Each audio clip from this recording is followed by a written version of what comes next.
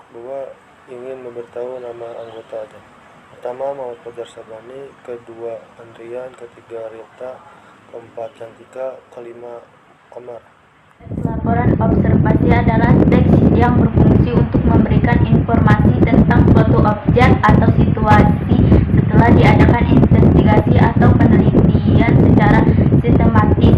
Nah, laporan hasil observasi dapat berupa hasil riset secara mendalam tentang suatu benda, tumbuhan, konsep, atau ekosistem tertentu. Teks laporan observasi biasanya berisi tentang fakta-fakta yang dapat dibuktikan secara ilmiah. Tujuannya adalah untuk mendapatkan informasi dan penjelasan rinci mengenai suatu hal dari sudut pandang keilmuan kepada pembaca. Teks bersifat khusus atau spesifik, yakni penulis harus memberikan hasil peninjau atau pengamatan secara jelas pada suatu hal pembahasan dan tidak membahas hal lain di luar hal yang masalah dibahas. 4.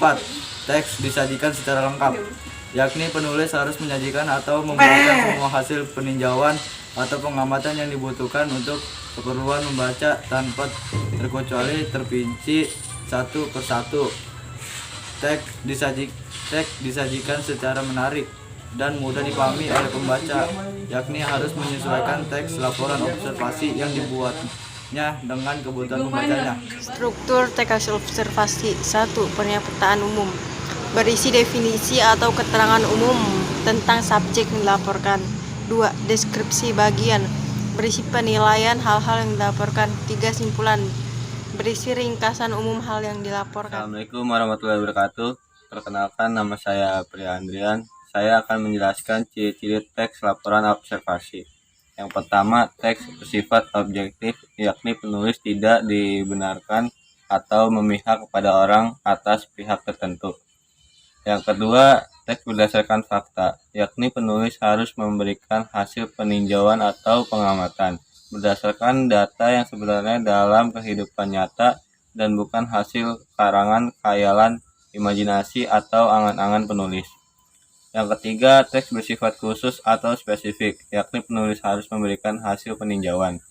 Yang keempat, teks disajikan secara lengkap, yakni penulis harus menyajikan atau memberikan semua hasil peninjauan. Yang kelima, teks yang disajikan secara menarik dan mudah dipahami oleh pembaca, yakni penulis harus menyesuaikan teks laporan observasi yang dibuatnya dengan kebutuhan pembacanya. Saya dari kelompok 2 ingin memberitahu nama anggotanya.